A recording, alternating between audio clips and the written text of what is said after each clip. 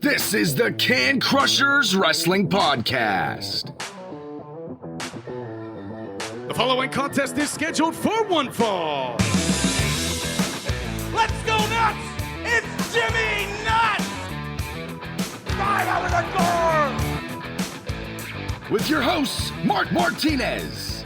Because I'm the Mark and I'm awesome! The Guru. Today I'm going to break it down for all you simpleton sweat hogs listening out there in Can Crusher Nation. I don't mean to come out here week after week and toot my own horn, but toot. And the English Professor. It is I, the English professor from the County of Kings, speaking the English of the Queen. Hey, this is former WWE superstar Duke, the Dumpster Drosy, and you are listening to the Can Crushers Podcast. And welcome back to another Can Crushers Wrestling Podcast. I am your host, Mark the Mark Martinez, here in studio with the glorious guru, Chad Piranha. Chad, I'm a little tired yet from our excursion yesterday. Yeah, I'm kind of fucking half asleep, and I think I was sleeping by about 10 minutes after 9 last night and woke up at 7:45 this morning, and I'm like, okay, I just want to go back to bed, but... I know. Both you and the English professor, and we'll get to where we went. If you guys listen to the podcast, you guys know where we went. So, yeah, we'll get there. We'll get there. I don't know. Chad's giving me signs that... What do you want me to do? You're loud. Oh, that just means you need turned down. Oh, no, I don't know this shit. Oh, all right. I'm always loud. I don't know where we're going. Beforehand, I have to do one thing, even before we get into our week that we didn't do. On Wednesday, I had Megan Nelson on the show, and we did the IWC recap, and I got into a lot of hot water, and I did something that could have changed the record books for IWC, and I have to retract that. Megan and I were talking about cutting grass, doing laundry, drinking with the dime piece hat on, all the shenanigans we did, and I gave the win to Money Shot and Tito, and I was actually called out by Cole Carter. Cole Carter pinned Tito. Damn. So I retract that, and I apologize for that we recorded this late, so I actually had a couple beers in me. So I retracted that, and I got on social media, and I posted actually the video from 2-to-1 Media on the IWC network for only $9.99 a month, and all that baloney that I normally say. And I retracted that, Money Shot and Tito won. But then I got into a little bit of a quandary, complication. Lebanon Don came at me. So I apologized to him because he said I should apologize to him too. And he's got so much money that he could help the podcast in time. So I thought, all right, apologize to him. And then Tito came at me. And I'm like, well, dude, you're the one that actually lost the match. I need backup from all the IWC fans. The Eccentric Podcast is not on my side because they like Tito Orrick and Don. But the rest of IWC fans, I'm going to need some backup when I come back to IWC because Don and Tito are going to fucking kill me. and Do I really need to call in APA in this? I mean, do those, little dudes want us to get backup? Why don't you guys try listening to Who We Talk To? It'll probably be aired next week. It'll be Wednesday. We have backup. Hey, yeah, why don't you guys listen to Who We Talk To then? And then if you want to run your... Be nice. Lips. Okay. Then we can go from there. But I think they'll shut up. I mean, if they know it's good for them, yeah, they'll shut up on this one. Yeah, we have... everybody makes a mistake. I mean, look at the dime piece. Look who she's with. What a mistake. Right? So, Real life apologized that, I gave the win because Cole Carter pinned Tito and RC Dupree and Alexander Apollo got the win. So I retract all that. That was all on Instagram, by the way. That's where they came at me. And I reached out to Plumber, and he's like, well, you're going to have to get a problem solver, I guess. So, okay. I know somebody. You know a few people. Yeah. That's if they come at me. So, hopefully they don't come at me. Otherwise...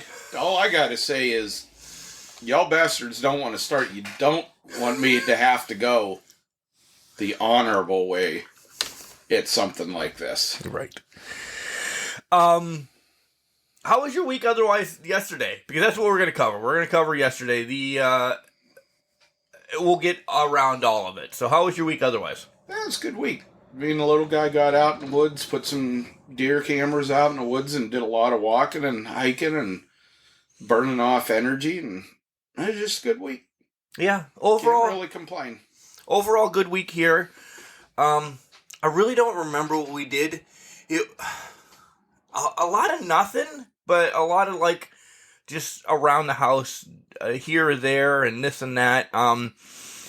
It was a heavy week at work. Apparently, it was spring cleanup that nobody told us that it was spring cleanup again, because everybody from Monday to freaking Thursday had piles and piles and piles of garbage out again. I don't understand. Maybe because last weekend was such a shitty weekend. It rained all weekend, and people just cleaned up. And I was like, oh, man. Whatever. But, yeah, that was the week. Kind of a short intro this week. But we're going to go along on other things. We got to get our energy up. And I think what's going to help that is when we get into discussing some of the week's happenings in wrestling. Because there's some shit that has pissed us off. Yeah, there is some shit that has pissed us off. And there's some really cool shit that happened last night. I was actually pumped by it, seeing it this morning. But let's tell you what we did yesterday. I got up, it was a normal day for me, 4 o'clock in the morning. Boom, ready to go. Went down, actually worked for a little bit. Went and did my pool check and made sure the community pool was up and running and good to go for the day. Took money out of the bank, and you come home and there's some weird bastard sitting on your front porch. Right, and I'm like, some hobo in your shower. Yeah. I knew you were ready then, because I told you, yeah, we'll be up at your house to pick you up at 5 o'clock. I'm now pulling back into my house at 4:40, and a hobo is sitting on my front porch saying... No, the hobo was on the couch. The strange person was on the porch. Yeah, strange person sitting. I'm like... And you actually shocked me because I didn't see you because it was still dark, and you're sitting there playing poker or something. I don't know. I'm like, what the hell are you doing? He's like, I'm ready to go. And I noticed your car wasn't here, so I wasn't knocking at the door. I'm like, well, John's showering. I said, let's go. So we get going, and real trip in general. We just get going and everything, and you guys got me fucking heated. I literally thought we were an hour away, and then we started baseball talk in the car, and in a matter of seconds, we were at the Legends of Hamburg event that we were going to. Yeah, he was... It was funny, talk about the shift rule going away, and, oh, man, it just took a little bit to get him fucking spun up. And then he's like, what, we're here already? I could have sworn I just looked like an hour and a half ago we were that far away, and it's like, you've been fucking going off for that long. I was heated about just stupid baseball rules and stuff like that. I'm not a sabermetrics fan. If you guys know baseball as well, I hate all these sabermetrics, the WAR, the this, the that, and I'm not going to get into it because I don't need to. That we can save that. Because John's the one that pushed my buttons. He was just pushing because he knows.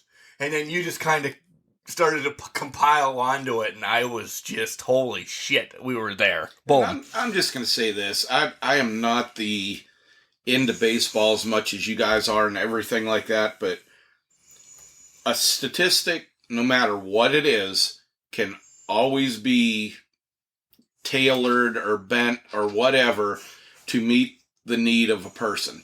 So I look at it like this. Can the guy fucking hit when he gets up? Is he good at hitting when he gets up to the plate? I don't care if he hits singles, doubles, triples, home runs. Does he hit? Okay, great. Can he run? Is he a good defensive player? Okay, great. What the fuck else do you need to know? A strong arm. A strong arm. I mean, if you're on the infield, is he quick reaction? Stuff like that. You're going to have things. Each place is going to be defined by certain characteristics that they have to have, certain skills they have to have. Every single position on the field. You can debate some more than others, but it is what it is.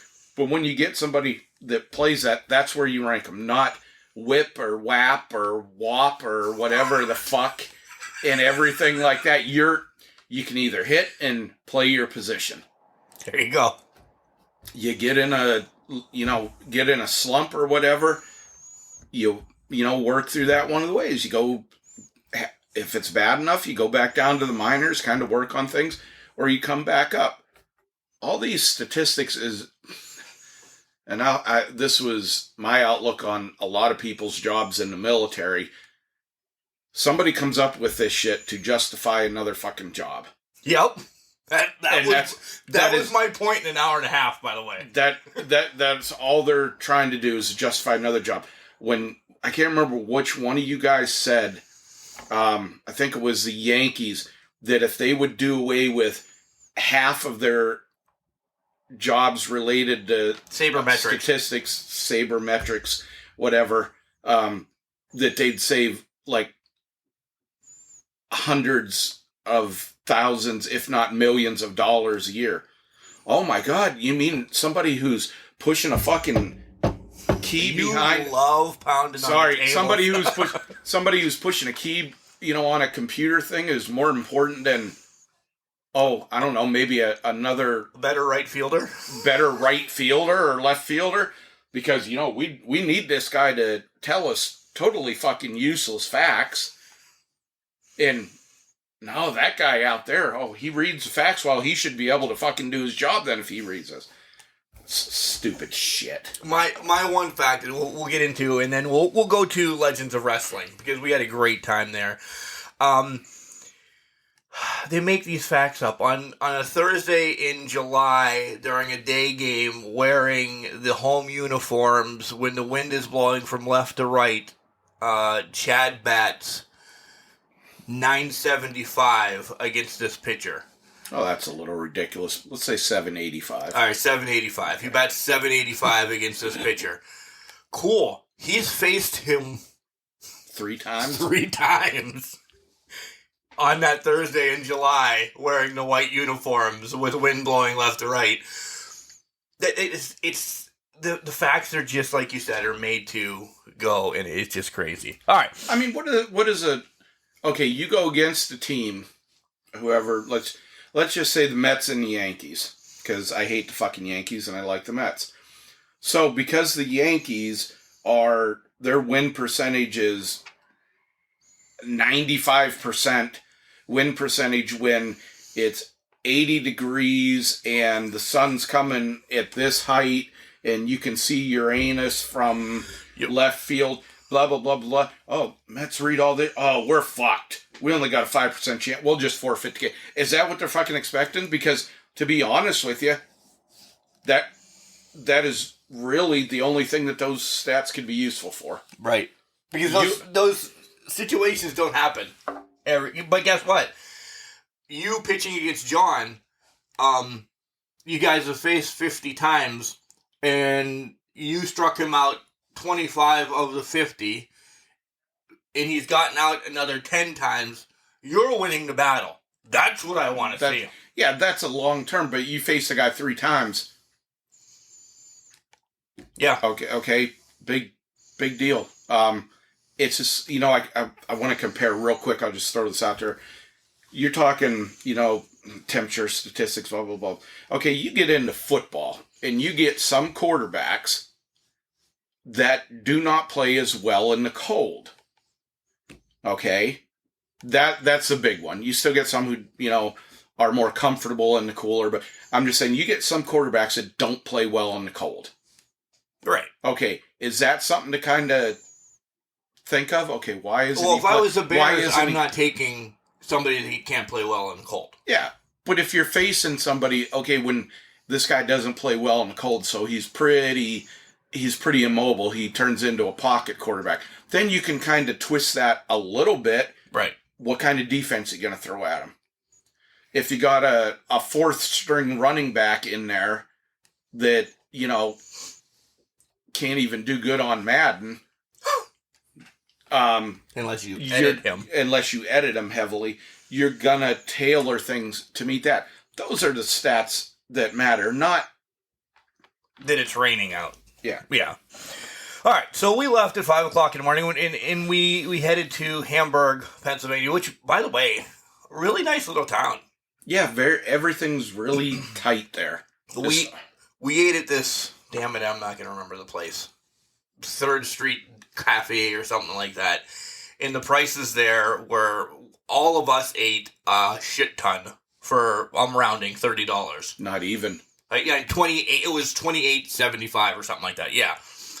And I was full. Yep. Great place. So if you ever get to Hamburg, look at the 3rd Street Cafe. Yeah, I think I was the smallest. Big surprise there. I ate the least.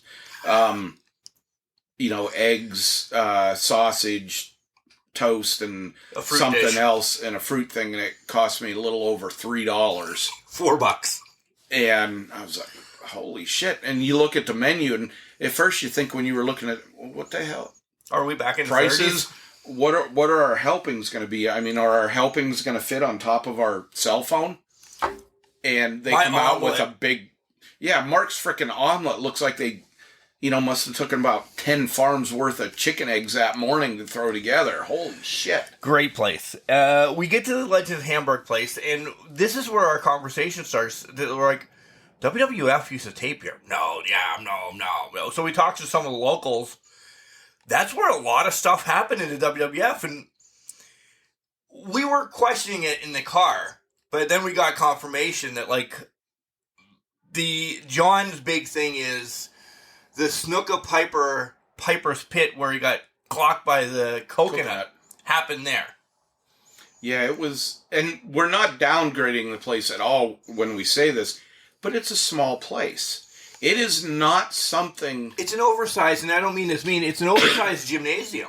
Is it essentially what it is? Yeah, and it just was like, you get inside and, okay, obviously since the times that they've had wrestling there, it's aged and everything like that, but it's just like, holy shit, small.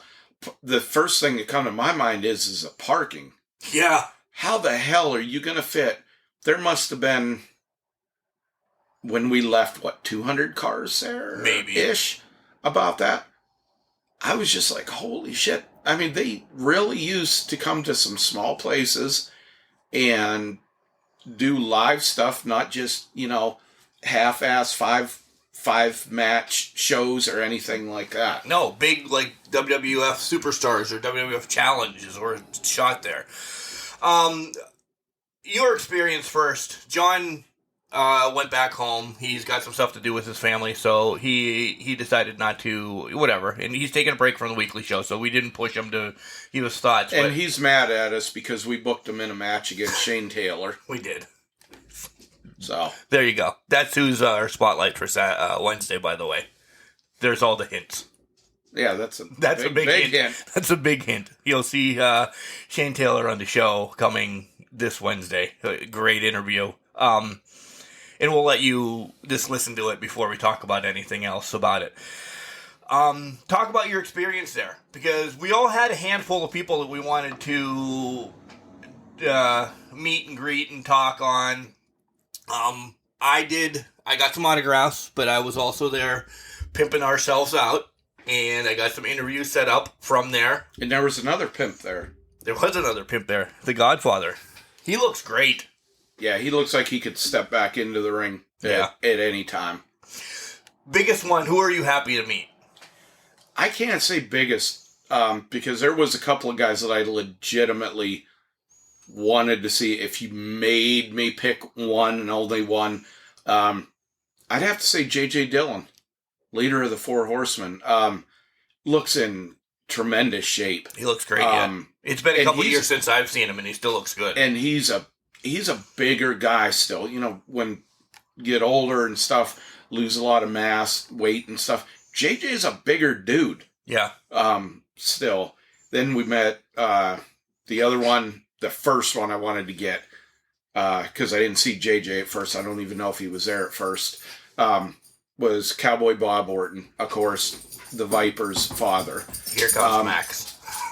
Dude was just as nice as could be.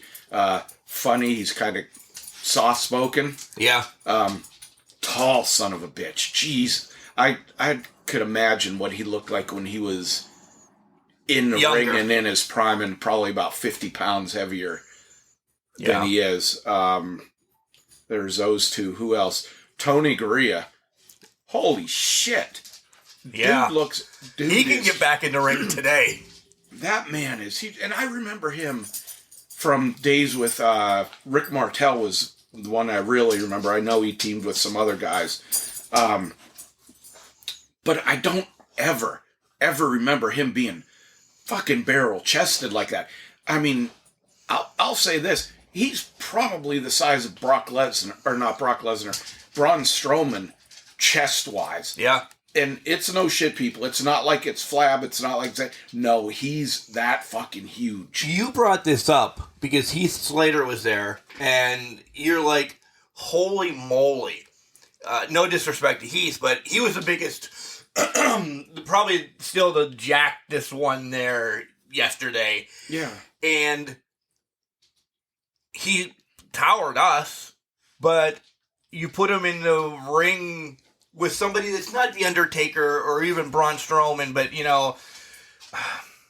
Roman's big, but I don't think he's considered Put him in a ring with somebody, a big guy like Elias or Riker or something like that. And he looks small to them. Yeah, I was like, I said, you guys, holy shit, look at this. And like I said, he's cut and he's a bigger dude. And I just remember the guys that he was in the ring with before, he fucking looked small next to them. Yeah. But he was a freaking Arnold Schwarzenegger back in the day, yesterday,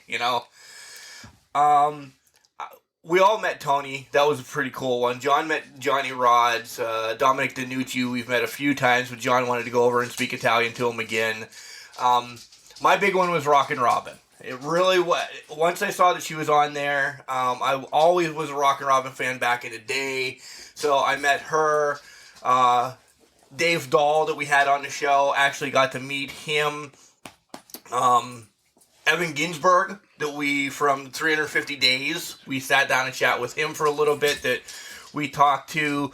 It was a great event. If you guys get the chance to go when it comes back next year, go. And don't let the looks of the building. Yeah. At first, it's like 10 minutes before, 15 minutes before they're supposed to open, and we're like... Our homeboy Joe Dombrowski was there, by the way, too. Dombrowski was there peddling his stuff. Yeah.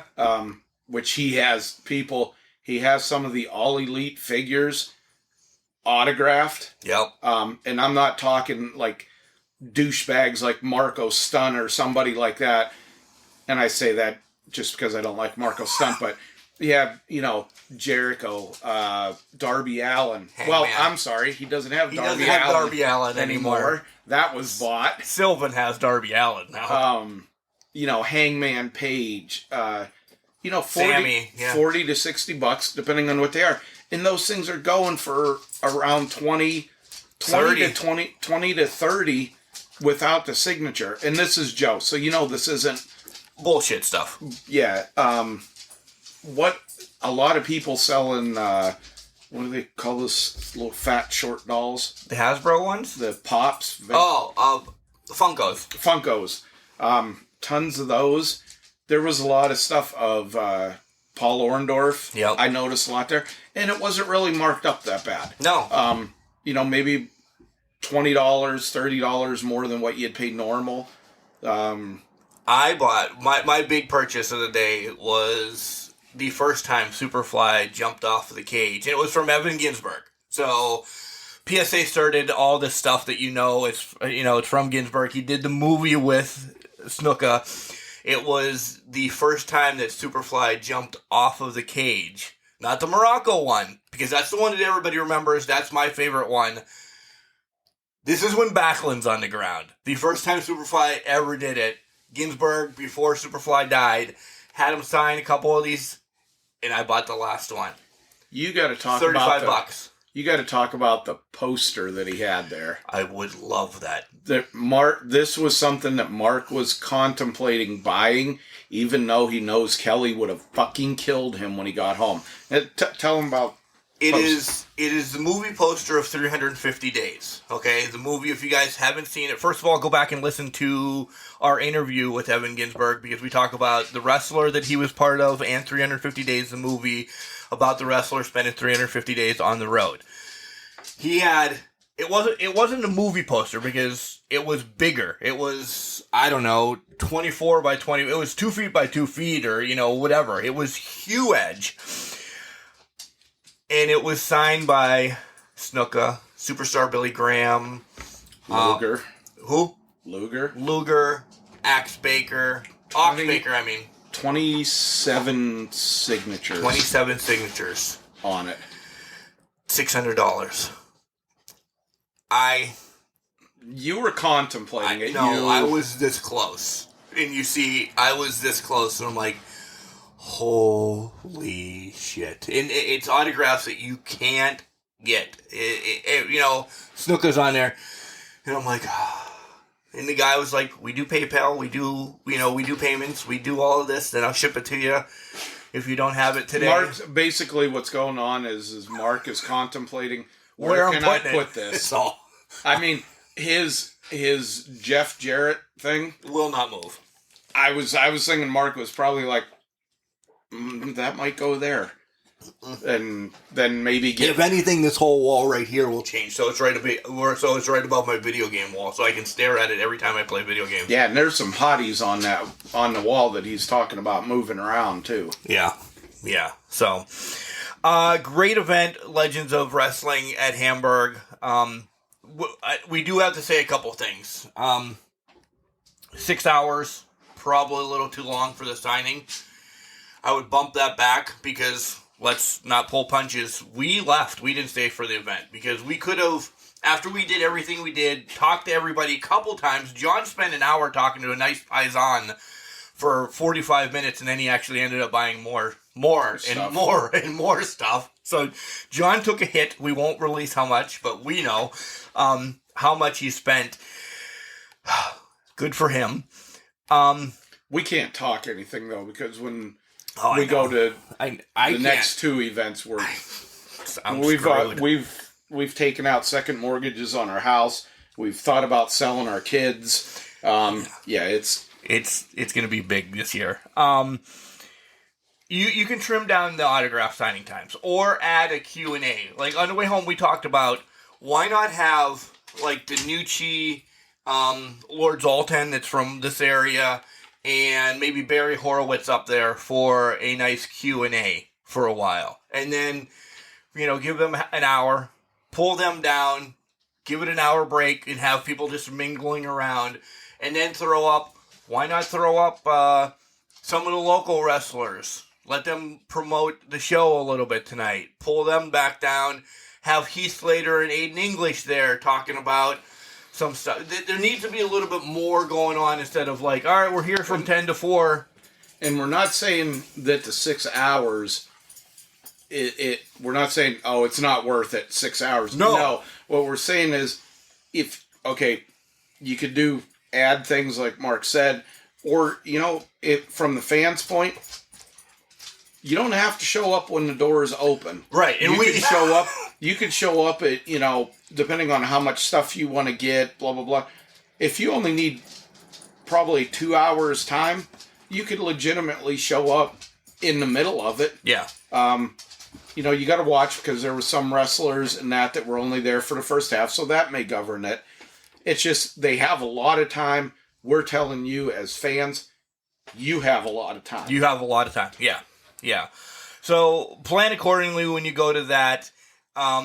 Again, maybe we're going to do more next year with that. I've already reached out to a guy last night before I went to bed about doing some stuff down there. So, yeah, we will be back there. I really like the place. So it was a great trip. John spent maybe half an hour here after we dropped you off last night, Chad. And he knows what he got. Like, he purchased it and he did. But it's like, okay, we got home from the 3-hour trip. He looks at it again. He's like, man, this is really awesome. You know, I met Johnny fucking Rods. Or look at this awesome picture with Tony Gurria. And I did the same thing. Barry Horowitz remembered us. Like, it was really awesome, Barry Horowitz. I'm like, hey, I'm Mark from Country. He's like, I know who you are.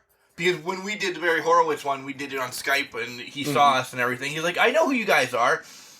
He came around the table and gave us a hug. Where normally when you get pictures and stuff, you go around to that. He came over to us. Yeah, he was all over the place. He was. He wasn't just sitting there and blown off. I got to throw the funny moment. Go up to I ordered this, off of eBay a couple of months ago, I guess it is, and it is a printing plate from a magazine, and it was Money Inc., Ted DiBiase and Mike Rotundo or Ern Arsheister with Jimmy Hart in the middle, and they had the tag belts on. And I was like, that would be something really fucking cool to get signed. Well, you can't at WrestleCade. And that's why I ordered it as soon as they announced Ted DiBiase was coming.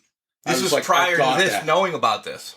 So I was like, oh, Jimmy Hart, because I'll take down. But anyway, Jimmy Hart's there with the Nasty Boys, and he has Sags on one side, Knobs on another, and Hart's in the middle. And Jimmy Hart's a cool dude.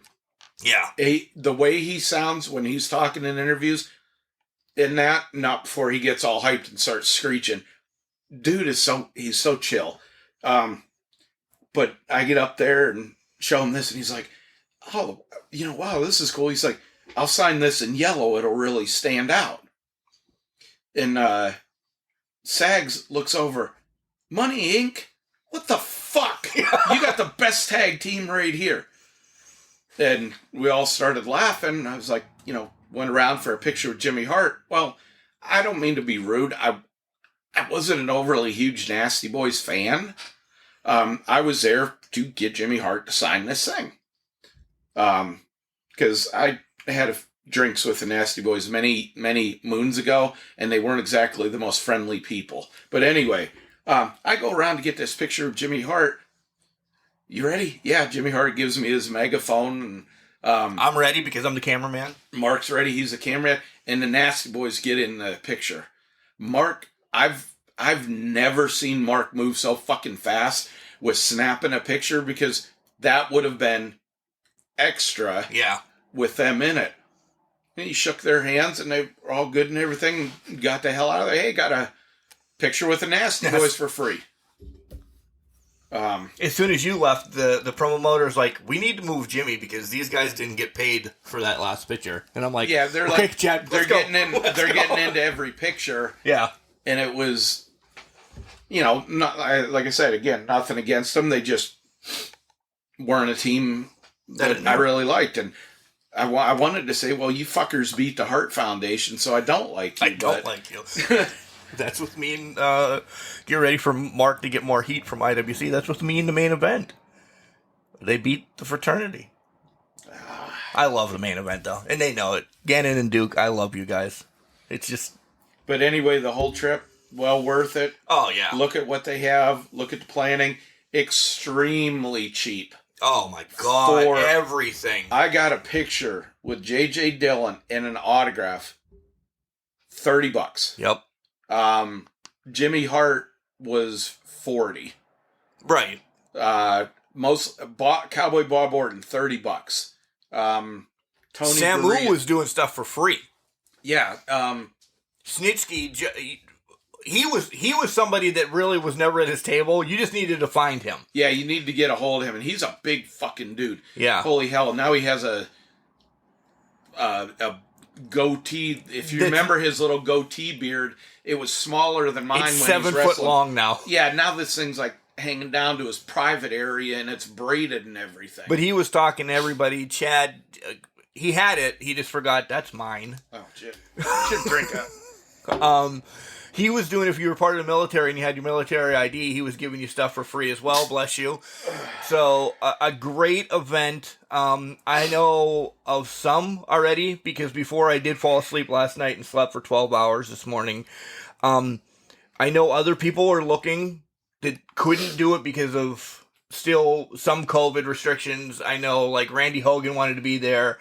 The Macho Man that does the Randy Savage impressions would have loved to be there. Some other people. But it was on the same weekend as the Gathering in North Carolina. And I know there's a big difference, but there's some legends from down there that could have been, or there's some people from here that could have been down there. So I hope they kind of look at that and say, hey, let's give both areas their own, to-dos, because after we learned the history of Hamburg, and John was the one, he's like, something went on here the whole time. And I know we were trying to think on. Yeah, they taped WWF there all the time, and I'm like, wow, man, I don't know where parking was. And totally, kind of off of this, but with the autograph signings and stuff going on, people, they are starting to really explode these events. Yeah.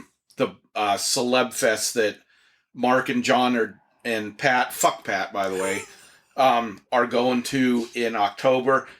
I may make it back. I may not have something else going You're on. hunting moose. Well, it's once in a lifetime type thing. I probably won't ever get a chance to do it again. But Celeb Fest is just coming out. Even more than Celeb Fest is WrestleCade down in North Carolina. You're talking from where we're at in Ridgeway. Would you say 10 hours? Yeah, but we make it in 8. Yeah. Just depends on how many cops are on the road. But easy to get down to. Hotels cheaply buy. The event itself. You did see what I sent you last night. Who's going to be? Oh, yeah. My boy Danhausen. Very evil. Very good. All right. That was our love for the Legends of Wrestling event in Hamburg, Pennsylvania. Guys, if you get the chance when it comes back, go. You'll see us there. Go. Let's do half an hour of wrestling, because we have a couple segments new in the second segment that we're going to do this week. So, and wrestling was good, not great this week. We can just kind of touch on everything. WWE, Chad, we had Money in the Bank last week, so we can touch on that. Give that some love. Oh, let's first say congratulations to somebody. Matt Cardona, last night. New GCW champion, and you showed me I saw it that he won, and I listened to him afterwards a little bit, but I saw the clip legit after he won the match. Oh my God, are they pissed? You guys have got to look this up. Just type in simple Matt Cardona wins GCW title, and you find the clip of, when he hit his maneuver and pinned Nick Gage, and this place fucking went nuts. And when I say went nuts, good. We're not talking Rock and Roll Express beating Russians nuts. No, we're talking Dusty Rhodes got his leg broken, shoved up his posterior end nuts. They fucking beers launching, bouncing off Cardona's head, off his shoulders. The ring announcer, and obviously this is probably, meant the ring announcer's like, basically, yeah, this fucker won. Yay. Yeah. PBRs all over the place, by the way. It was fucking nuts. It was funny. I was laughing. I was like, man, can you imagine this shit back in the, early 80s, 70s and stuff, when they're throwing fucking batteries and whatever the hell else. Those cocktails that you throw through windows and blow shit up. Yeah. Oh, my God. What do they call them? Molotov cocktails. Yeah. But Chad, to your point, this could lead to a lot of stuff. Let's start with Money in the Bank, and then we'll get there. All right. We'll just go in order and touch. How did you... We don't have to break down every match. New tag team champions for SmackDown. on the pre-show. I didn't watch Money in the Bank Sunday at all. I watched the entire thing. No, you didn't, because the cock had issues. Well, I better not say that. The streaming channel, the cock had issues. Okay, I should have said that. And it had it across. I watched as much as was broadcast. Right. It was okay. I think what elevated it, and we'll continue to say this for probably a couple of months, the fans elevated this show. The show was kind of subpar. There wasn't really anything that happened that you weren't expecting. I don't agree with the Usos winning the title. That's on the personal side of things. Charlotte beat Rhea Ripley. We kind of saw that. We saw that coming because Rhea's just not clicking with the fans on the main roster. It's just I don't know what the deal is with her. Plus, there's more for Charlotte to do as champion later in the show. Or, I'm sorry, the next night. The next night. There's more for Charlotte to do as champion than there is Rhea Ripley. Yeah. I didn't watch it live because I actually ended up...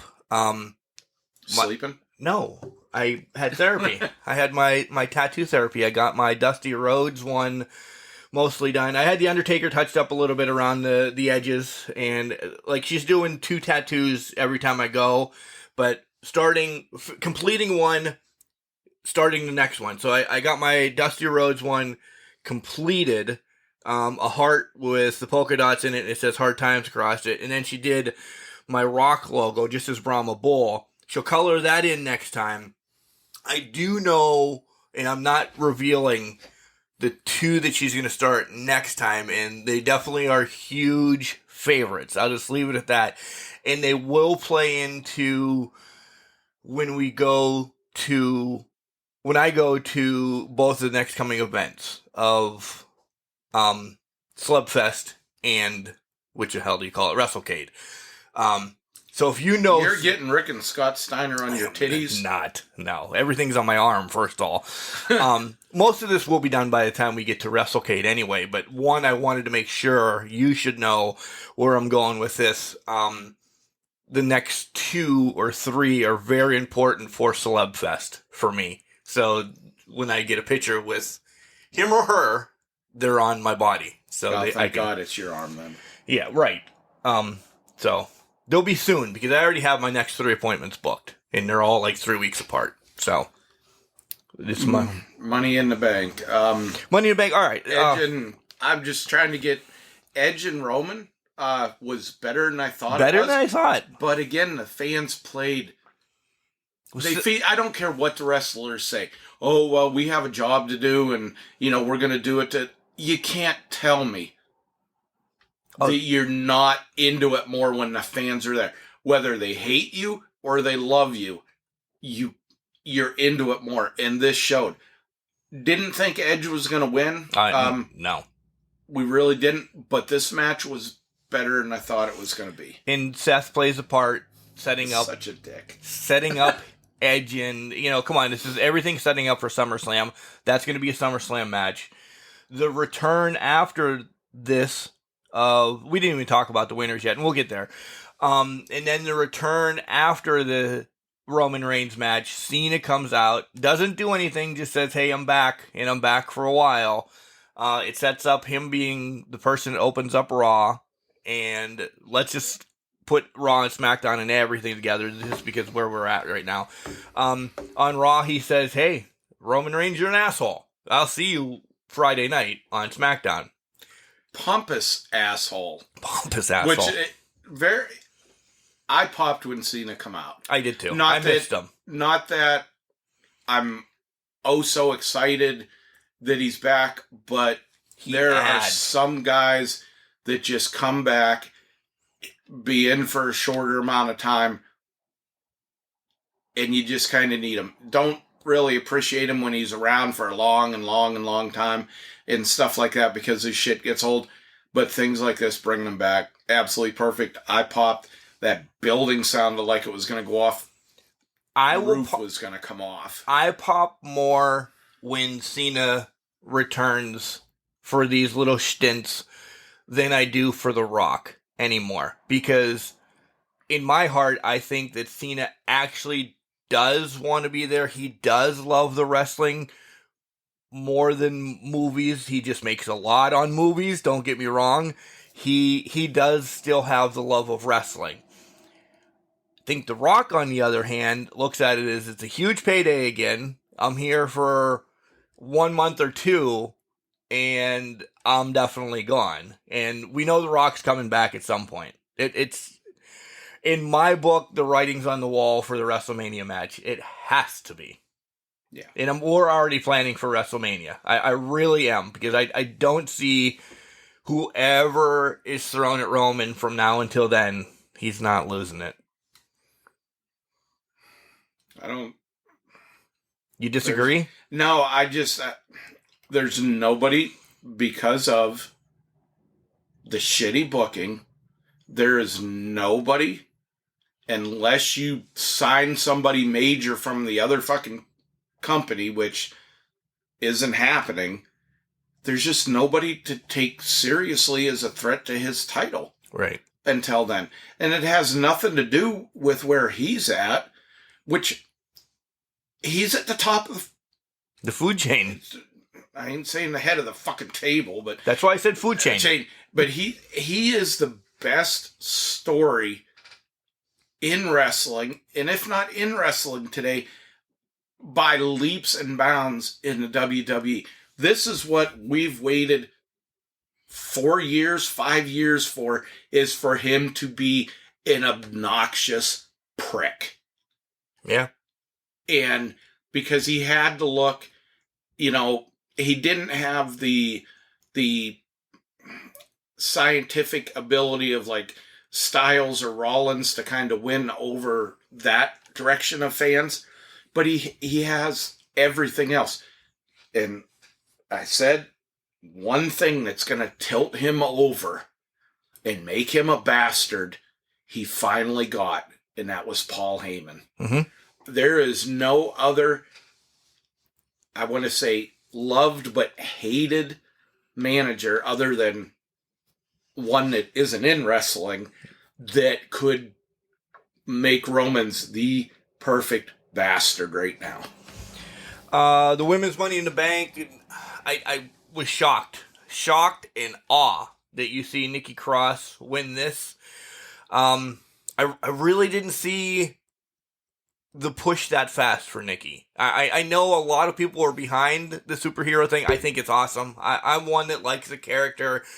I mean, I don't want to go back to the Goon and the Abe Knuckleball Schwartz and the Gobbledygooker, where everybody's a character, but she's the character right now, and it's fitting. It's pissed some people off. John, he hates it, but I'm just saying, like, overall, it's nice to have one thing. So she's got that right now. I just didn't see her winning it. I thought it was going to be maybe Liv's time, or maybe Naomi would have got it. I know somebody just, again, but I was all right with it.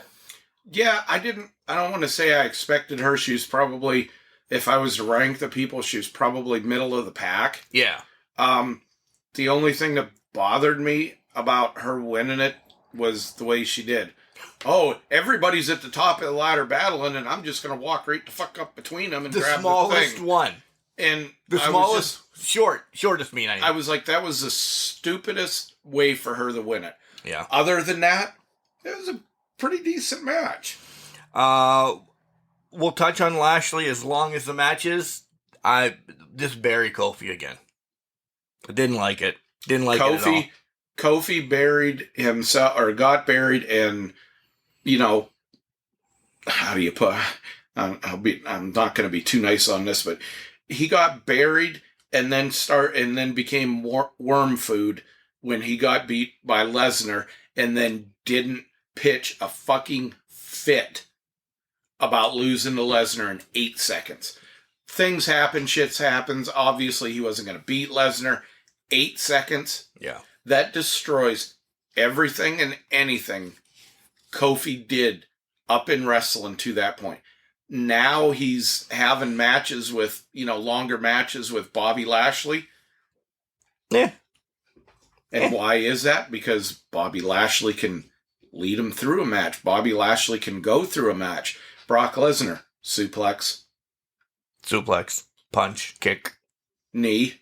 Punch, kick, suplex. Knee. Punch, kick. There's Brock Lesnar's 15-minute match. Big E wins the men's Money in the Bank. That was right. I know I picked Randy Orton last week to say, Riddle is going to have an injury or whatever, but I'm glad Big E's getting a push. I think we're going to get a heel Big E before he turns this in. But when does he turn it in? How long does he wait?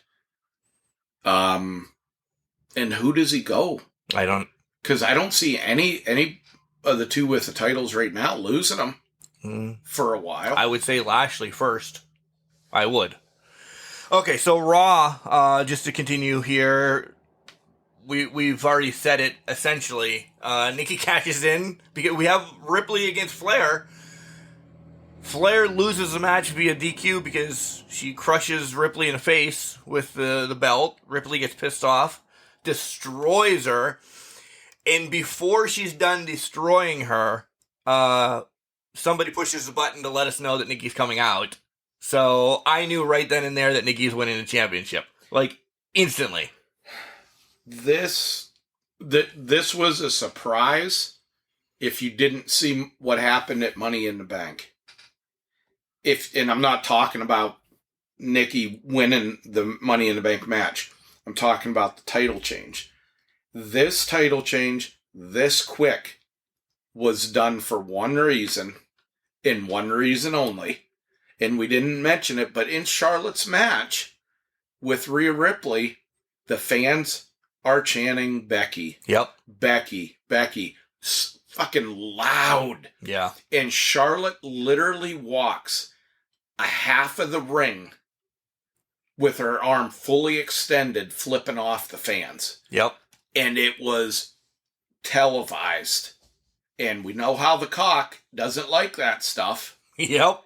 This nothing against Nikki. She deserves the belt. But this was done at this time for that reason and that reason only. It was a punishment. Yeah. It was because Charlotte doesn't need the belt. Nope. She doesn't. But her having it, you don't take it away from her like this because it makes it look like shit. Yeah. I.e., Sasha Banks and her. Yep. I don't know. Hopefully we're done with Sheamus and Berto, because that's done. Damian Priest was actually backstage. The big thing on Raw was Bob had an open challenge. Decimates the returning Keith Lee. So where's that put him, Chad? And then I'll give you in a second. And then as soon as he's done decimating Keith Lee, Goldberg says, "I'm next." And there's your SummerSlam match for Bobby Lashley. Goldberg is up next, which 20 years ago, I was excited when he first came back. When he beat Lesnar in a minute and a half, I thought that was one of the coolest things I've seen in wrestling. It's enough. Stop. Just stop. Goldberg. Lashley beating Keith Lee. What is this? This is punishment to Keith Lee. They're gonna fucking bury him. And it's because of the whole battle between him and WWE that's in the courts over him copyrighting his name. Yeah. Because he applied for it, and then WWE found out that he did, so they applied for it. Why do you think he's been off air? They're keeping him off air because of that. And it's still in the courts. It hasn't been settled. But they figured, the fans are starting to murmur about it and say it's bullshit. Let's bring him back, bury him, and piss the fucking fans off even more. Brilliant booking, Vince. Brilliant. Over to SmackDown. SmackDown, Cena comes out, officially challenges Roman for the title. Paul singing of the, I know, I don't know, did you watch a clip at least? Him doing din, din, din, din, din, was amazing. That made SmackDown for me. That really did. I loved it. Fast forward to the end of the show, Roman comes out. He says, nope, I'm not taking that challenge. Finn Balor comes out and says, well, if you don't want to fight Cena, how about me? And after some talks with Paul Heyman, they say, okay. Now, it's going to be a great twist, at least. I think if Roman is going to lose the title, even if it's for a short time, a month or two, Finn Balor's going to be the one to beat him. And I say this because Finn Balor, when they brought him up from NXT, was being pushed. The first time. The first time. And he beat Seth Rollins. Seth fucking Rollins. When Rollins was the hottest as a dick, he beat him in the final for the Universal title. He had to relinquish it because, you know, his shoulder basically got ripped from his body. I absolutely would not be surprised if they have Finn Balor beat Roman for the title. I'd be shocked. I with this whole storyline, I would be shocked. Other things on SmackDown. Again, Corbin is amazing. Down on his luck. And now you see the guy that's was managing the whole fucking GoFundMe and everything. Stole his money. Took all the money and left. Yep. So and he stole Corbin's identity. Corbin's just, man, I'm almost feeling bad for him. I may, start another GoFundMe. At least you'll run it correctly for him. Yeah, maybe get some. Well, I don't know about the GoFundMe. Maybe I'll send him, some like expired food or something like that. He gets $40 from Corbin. I mean, from KO, and then the Dirty Dogs take it from him. But then I think KO is going to stand up for him. I am in love with this. This is funny, yeah, but it's not stupid. And I just seen a picture of him from SmackDown this morning. He's growing hair. He gets depressed and he's growing hair. I'm fucking depressed and I'm still bald, but that bastard's depressed and he's growing hair. The hell? The worst thing on SmackDown this week, as this is what actually started our trip to Hamburg yesterday, Mark bitching about them having two matches at Rolling Loud Rap Festival or whatever in Miami, because the show was in Cleveland, but they went to Miami for two cards. In Wally, with some rapper that he was on one of the Willie? Yeah, he was on one of the pay-per-views. That's how much I remember who the hell he is. He's like, all right, guys, we're ready for the wrestling part of the show, and I'm going to bring out, do you want the smoke? You want the smoke? And people are like, what the fuck is this guy talking about? We have the smoke right here in our pockets if we want to, He brings out the Street Profits, and Dawkins takes on Gable, and nobody cares. Not anybody. They're flying over the crowd, and you see people on phones, people running to get drinks, or they just don't care. So now you waste them, and now you waste Bianca Belair against Carmella in a rematch for the Women's Championship. Again, this was stupid. I want to know how much they paid Rolling Rap Festival, or whatever the hell it was called, to let them do this, because people there didn't care. This is the only thing I've seen that was remotely ever this bad in wrestling was at the Hog Wild Sturgis shit. But at least you had a bunch of drunken fucking bikers there that they were into the shit. They just I hated it because during matches they would just rev up their motorcycles and it would overpower the commentary. I'm just saying, at least you had something like that. I mean, what were these people at this thing? Revving up their fucking cell phones? They were doing nothing. Yeah. Nothing. All right. Transition to NXT real quick. Really, Chad, the only thing is Joe is pissed off. TikTok. Oh, wait. We do have one thing to talk about. Oh, we totally missed something on fucking Raw. Yeah, Karrion Kross. And this is good because we'll transition right into the Kross. you have Jeff Hardy, God love him. I hope, his battle with his demons, whether it be the emotional or substance, I pray that he's winning them and continues to do so. And you bring up Karrion Kross. Minus Scarlett. Minus a great entrant. As it comes out a day later, Scarlett was there, but Vince didn't understand how Scarlett fits with Kross. Right. I'm just going to leave it at that. And then he has, and I don't care how the match ended, whatever, he has Jeff Hardy beat Karrion Kross in less than 3 minutes. You effectively just took the dominant NXT champion, put him in a big pile of shit, and sent him away. Yeah. And then we come to NXT, and okay, they start off with Joe being pissed off and everything, which Joe's great. No matter what the hell he does.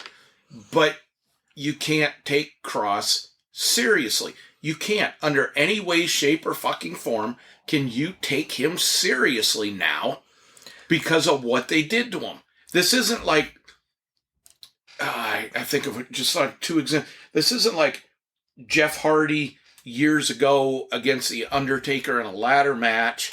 You had 2 established superstars at that point, and you could take it seriously, and they had a hell of a match. Now, you have a guy that got beat by somebody probably closer to 30 years older than him. All of, bro. 100 pounds lighter than him, that he should have never fucking lost to. Yep. He's done. They might as well take that title off of him. Throw it away. And toss it. End of the night, Joe, back out in the ring. Kross comes on to Jumbotron and says, "Hey, Joe, come here. Look what I did." He laid out Regal. Joe runs out. This is a setup. Yeah. And when I say setup, well, no shit, not like he really laid out Regal. This really? is a setup. This is a setup between Regal and Kross. They're going to go on Joe. Yep. That's what I saw too. Quickly, other things on NXT, then we'll take our break and cover AEW in the second segment, Chad. I really like the Diamond Mine Fish Kushida match because I like Fish and Kushida as a team. They're both like twisters and turners of your body. I thought the Diamond Mine was actually going to get the win since they're new. I thought Bobby was going to take the loss, not Kushida. But shocking enough, Kushida gets the win. This could be a team that they could push. Yeah. Work on their mic skills and stuff like that a little bit, which is not a big deal. That's the most glaring thing that could hold this team back, but they're where and with the people that they need to work on that and stuff. Boy, would this not be the team, not that the NXT tag team division is the greatest now, would this not be the team to beat MSK for the titles? I would love it. You get Imperium returning though too, as they did a little promo. I don't want to even touch on the match, but Grimes is amazing as the Butler. He is amazing as a Butler. He reminds me of the Curly from the Three Stooges. The fat little dude from the Monopoly dude or whatever. Yes. He's like the Monopoly dude with fucking hair. The main event of the night was Raquel against Zaya. The ending didn't work for me, where Zaya kind of gets injured and then Raquel just decimates her anyway. I didn't see Zaya winning the title. Any thoughts on that before I actually talk about the match I want to? Yeah, it was a legit injury, not as bad as they thought. Thank goodness we have another injury that coming up that we'll talk about with AEW. But I saw Dakota Kai turning, or not yet. I saw her turning. It's time. It's time. If she's going to get the title, she needs to do it as a bitch, and she needs to end somebody's reign that has had it for a little bit. Yeah, I agree. Match of the night for me was Kyle O'Reilly and Austin Theory. And we always talk about how we love Kyle O'Reilly. And Austin Theory is actually the one, he lost, but he shined in this match for me. He really did. If Kyle O'Reilly he was just better on the mic, the dude would be a legitimate world champion. Yep. He still is. The mic skills are what are going to keep them from putting the belt on him. And a little bit of just pay attention. Austin Theory walked out on the way during the show too. So the way, which sucks because you can't do this already, but they're doing it anyway, is getting broken up. All right, Chad, let's take a quick break. We'll do AEW in the second segment with our point counterpoint that we were going to talk about this week. We have a pretty cool one, an easy one, as we said, to kind of roll into the punches, as I'm also saying I didn't check the emails to see if anybody sent us in, so bad on me. We do have to talk about collar and elbow. Chad, yes, I'm still sleeping in the same shit that I went down yesterday in, but I had people wanting the shirt off my back. Yeah, there was a couple of guys, holy shit, they like the shirt. When I say nothing special, it's not flashy or anything. It's a wrestling shirt. It says wrestling with red, yellow, and blue. That's it. It's a really cool shirt. You have your Brody Lee one on, which is awesome. We always rep collar and elbow here on Can Crushers. We have a promo code, and it's Can Crushers. All one word. Capital C in Can, capital C in Crushers. And Chad, how much will it save you? 10%, basically, about your shipping. Yep, it'll save you your shipping. Here comes Al Snow to tell you more about collar and elbow, and then when we come back, we'll talk about AEW and do our new segment, Point Counterpoint. Wrestling. A love and a passion we all share. I've started a wrestling brand. The wrestling brand. A brand founded on the aspects of wrestling. Two entities working together to create a product that connect emotionally for people everywhere. Collar and Elbow is the brand. Passion and love for wrestling is the drive. I am Al Snow, and this is Collar and Elbow, the wrestling brand.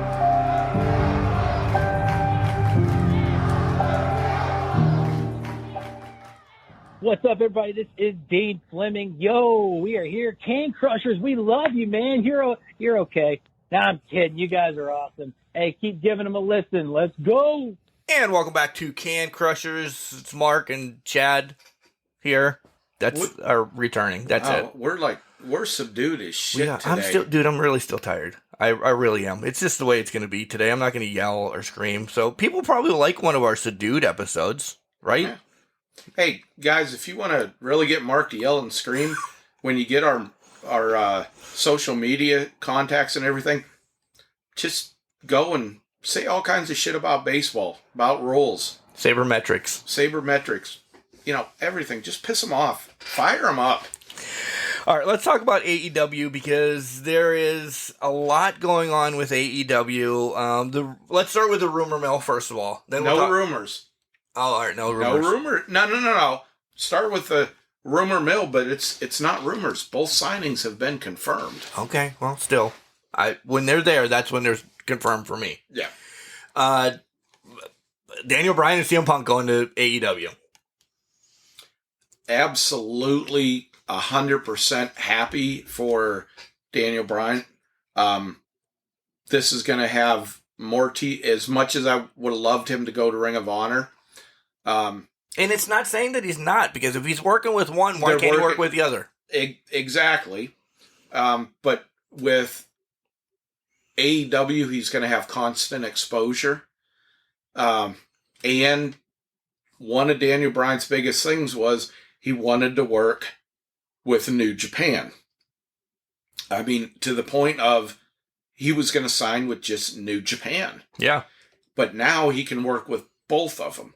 He can get his exposure here, both areas, stateside and there. And he doesn't, again, not Ring of Honor, love it.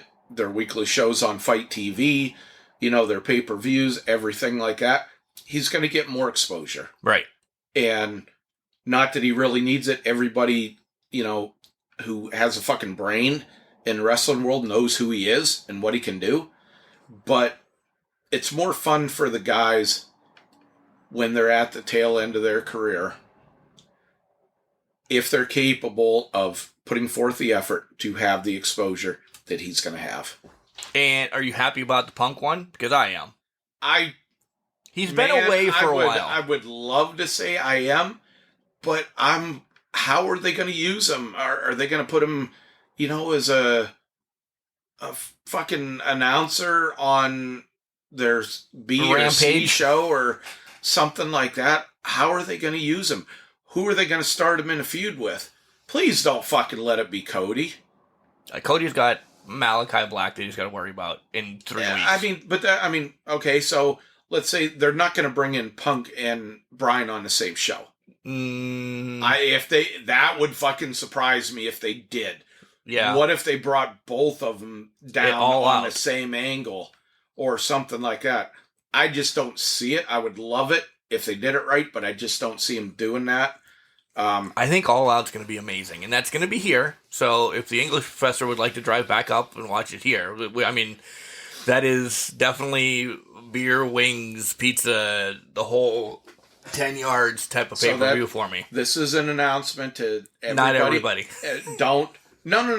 You take care of that. That's on you. This is this is an announcement to spouses, family member, right. Everything like that. No weddings. Nope. No bar mitzvahs. None. No gender reveals. None. No, my puppies or my dog's having puppies. No anything. No car washes. Nothing. No. This is it. For me, the only way you get me out of this wrestling and not watching this wrestling is if Carrie Underwood goes slumming and wants me. That's the only way I'm out of this wrestling. Oh, my God. All right, again, touching on things on AEW. Jericho's match is first, and it's part of the MJF 5 Matches of Death, or whatever the hell it's called right now. I took shitty notes. Shawn Spears gets to use a chair. Jericho doesn't. This was an alright match. Jericho wins, essentially using the chair, but not using the chair. Right? Because Spears gets thrown into the chair, so he really didn't use it. Then he hits the Judas effect and gets the pin. I still hate that as a finishing maneuver. That is the weakest maneuver I swear I've ever seen next to Santino Marella's fucking snake.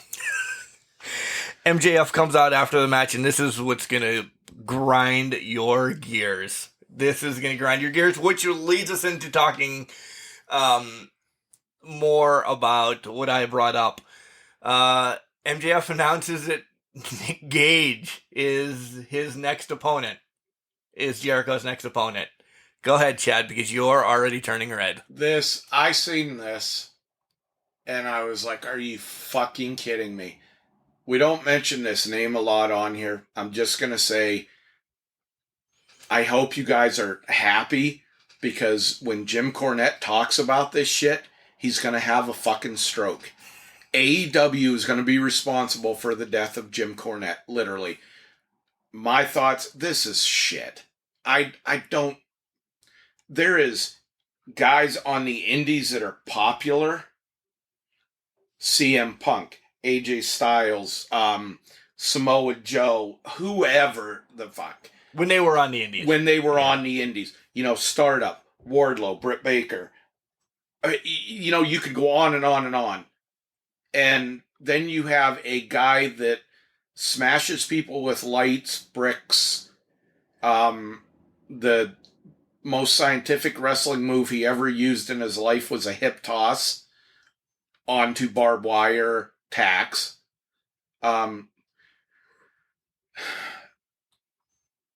this is just shit. It's one thing to sign wrestlers from recently released wrestlers and stuff and everything like that, but then you sign this.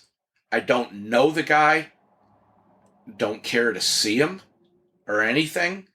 He is a shit show, mud show, crap wrestling that got some exposure, and Tony Khan's wee got hard and figured he was going to sign him and bring him in. I'm on the other side. I want to see what... I don't think he's going to be signed. This is like one of the indie shows that they bring people up, they give them, a spot on Dark or this, that, or the other. I think it's just a one-off. But what I think is it leads to others again. Cardona just won last night. Does Cardona come tomorrow, a Wednesday as well? The first one that I thought this was going to lead to, okay, they're bringing him in outside of the obvious reason you would think they were bringing him in. Right. How did you think they were going to bring Nick Gage in? As a wrestling fan, as somebody who knows what he's been up to lately, how did you think they were going to bring him in? I thought more for Darby or somebody. Moxley. That fucking feud. Yeah. And Moxley's a big supporter of Gage's, which I don't understand, but, to each is his own. Maybe if I seen this guy or whatever, I'd change my mind, but I've just seen nothing that he's about on a level of Axel and Ian Rotten in their shit that gets them suspended, gets wrestling suspended from states. Yeah. I see your point, but I would have thought they would have brought him in for Moxley, but that would have been too obvious. Right. So bring him in, MJF's hitman, basically, against Jericho. And it's only match 2, so Jericho's winning. Because we're getting to match 5 at least, because Jericho's going to face MJF. Okay, so does this... Because Jericho releases that the Painmaker's coming back as well. What's his name? Gage. Let's say he comes down to interfere in a Jericho match sometime. Well, let me see. John Moxley's not traveling over to Japan anytime soon anymore. Well, it's no DQ. So okay, let's tie that in there. You're getting Mox Cage. What about Cardona? What about Cardona and Moxley coming down like, fuck you, he's mine, I'm going to beat him up. No, fuck you, he's mine. And then they both decide to kick the shit out of him. Well, you're the one for now 2 years has been saying everything's going to group together and AEW is going to be the place that it is. This is part of it, Chad. Not.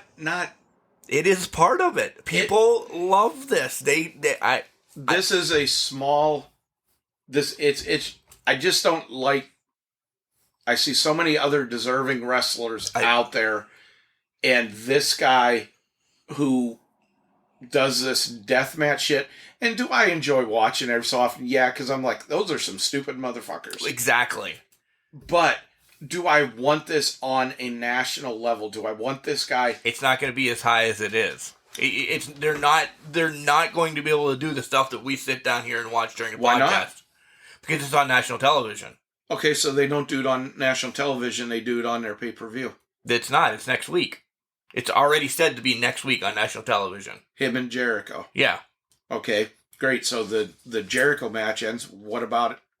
Oh, he's not just there for 2 matches. Oh no, you'll probably get him and Mox on the next pay-per-view at All Out. And then that's the buys that they want, because national television is free for Jericho. As I headbutt the microphone, you're getting the buys, and this is all what it's about. You're getting the buys from both shows. The deathmatch people, they're like, holy shit, Mox against Cage, or if Cardona makes a show, to defend this title.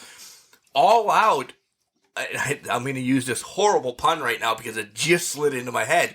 Tony Khan's going all out with his money on his dad's money on this pay-per-view. That's including Punk. It's including Danielson. It's including the Mox, because they're going to get the return. if they pay $50 to watch Mox against Cage, those deathmatch fans, and Sylvan's buddy Max is one of the greatest guys now going to IWC with this little kid. I'm sure I heard him from Pittsburgh Wednesday night going apeshit that Cage was there. He's now definitely in to buy because Gage is going to be on All Out. I'm just telling you the amount of buys. I just don't. And that's what it's building to. I think it's brilliant. I just spit everywhere too. See, now I'm getting heated again because tell everybody how heated I was spitting when we were talking baseball. Oh, I cleaned the inside of my windshield. I had to get a fucking towel out of the back. So I think it's a good thing. You're right. It's not a one-off. But I don't think it needs to be a permanent thing. I don't think they need to. You know, one match I'll just think of right away is, and I hate to say it, if he's going to have a match with somebody I'd like to see him go against would be Eddie Kingston. Yes. Because they're going to have a nasty, bloody match at the pay-per-view. Whoever it is that he's in, there's going to be a couple of guys, whether it'll probably be him against Moxley or something, and Cardona comes down and fucks him over, so that leads. It's going to lead to more, I think, in the long run, if they book it right, it could be good. But if they're just bringing this guy in because he's made noise on the internet, I don't think so. It's not a good thing. Yeah. And Tony Khan hasn't exactly shown, regardless of what Dave Meltzer and the fucking Observer, Tony Khan is not the booker of the fucking last century. No, he's not. No. All right, fast forward some matches. Chad, we'll jump right to the Mox Archer match. I told you. I told you Archer was going to, and I'm not saying I told you Archer was going to win, but we already have a challenger for next week, which I've never seen, King Haku's son, and holy piss, is he a big MFer. I could see Archer already dropping it to, how the hell do you say his name? And I put it phonetically in my phone. Hekala. Yeah, I didn't put it phonetically. Hekalea, I think. Maybe. Yeah. Is he related to Kimono Wanalea? She wasn't there yesterday. Yeah. Hekalea shows up at the end of the show and they have a stare down. So the match is already booked for next week or soon. Archer's not keeping this long either. This is going back over to IWGP real quick. Yeah. Did they put it on And Mox wasn't the one that wanted like to take to bring it back to the across the water. Archer was in New Japan before he was in AEW, and he was such a mean son of a bitch there. I wasn't overly surprised that they had him win the title for Mox.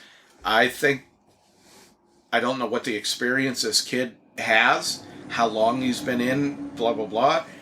I could see Archer taking it over there. Maybe they have this match and it evolves into a, something, yeah. Some fucking big brawl, and you have Haku's other relatives are over in New Japan. Archer goes over there and it develops something over there. I think that's more realistic than having him drop the title right off the bat. Well, they've shit on him enough. Well, that's what I think it's, if anything, and I might have said this last week, but I'll say it again. I think it's more for Archer to get away from AEW for a while because he doesn't have a face or a role right now in AEW that he is iconically the Big Show. That one week he's helping Mox, the next week he hates Mox, the following week he's helping Sammy Guevara, the next week he hates Orange Cat. He doesn't have anything. When he came in, he was the Murder Hawk, badass that killed everybody. He didn't like anybody, even himself. Now, they draw in a line that he's like, well, sometimes he's a nice guy. No, he should be a bastard all the time. That big, that intimidating, he should be an asshole all the time. Right. So, get him... How do you ruin big guys? Make them good guys. Get him away for a while. Send him away. Bring him back in a couple months after he drops the title or whatever. But... the match we want to talk about with an injury involved, and I'll tell you, it wasn't my favorite match of the week. As much as we love Dr. Baker DMD, her match against Nyla was rough. We talked about it in the car. They got lost. And no disrespect. We love Britt. I met Nyla a couple times. She's a wonderful human being as well. It just seems like they just didn't gel in the match. Britt has stepped up her game immensely from the very first match. I don't know how to put it. But when she is in a match, especially with somebody bigger than her, that person needs to be able to, how can I put it? I don't want to say chain wrestling, but that's the only thing. They got to be able to put movesets together. And Nyla Rose is not that wrestler. Right. She's a brawler. She's a brute. Yeah, it's a spot. It's one or two. It's, throw it into the corner, splash, power bomb. That's not what I'm talking about. That's not three moves together. That is a move set. They need to put more together, and they just seem like, oh shit, I guess I'll do something. Oh shit, I guess I'll do something. And I'm sorry, I'm going to say this, and this may piss some people off. I really don't think the majority of that fell on Britt in this match. No, I don't either. I don't either. I would say maybe, I'll say 10% fell on her, and that would only have been go to her before the match. What are we going to do? Movesets, stuff like that. Yeah. Britt gets injured in this match. Broken arm. Yep. She's not taking any time off, though. As you see, but I don't think she defends the title until All Out, but she'll be around, They'll pull some Brit shit of, if there's a thing about Brit shit. There you go. Brit shit. Instead of cowboy shit, we got Brit shit now. Yeah. They'll pull some, shenanigans. They've been listening to our Fantasy podcast. Yep. They know the shit. She's, she was like 5 years as a champ, and I don't think stepped inside the ring for more than 20 seconds type deal. They should pull some stuff like that. Keep her in front, keep her relevant. Yeah. Let her get some cheap or some, stupid victories or something like that.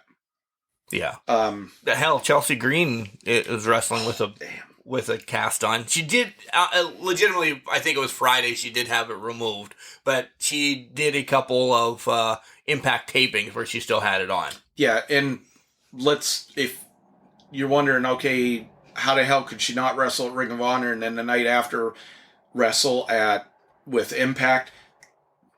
2 different states. Yep.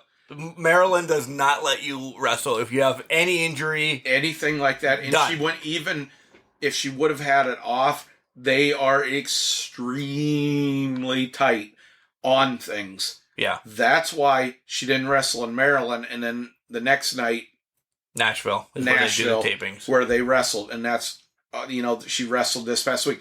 So it's not that she's being a bitch. It's not that they, gave her some money for Ring of Honor to come in and look as good as she looks. Damn. She's going to be there. Where they were at the time, she just legitimately couldn't wrestle. They weren't allowing her to.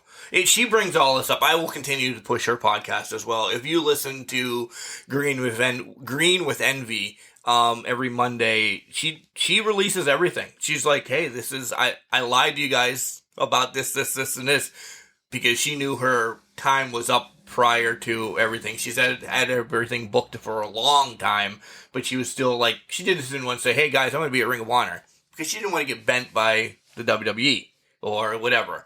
And she's like, I still can't wrestle, but boom, she shows up at Slammiversary, and she knew all of this. She spills for half an hour. She releases the tea. So she doesn't care. And it's funny, we're talking about that, and then look what happened. Was it last week? Not this past week, the week before. One of the Lashley's ladies. Yeah. Very nice looking young lady. She turns up on Raw the next day as a fucking wrestler. Yeah. Or not, no, she was on Raw, and she turned up with the company.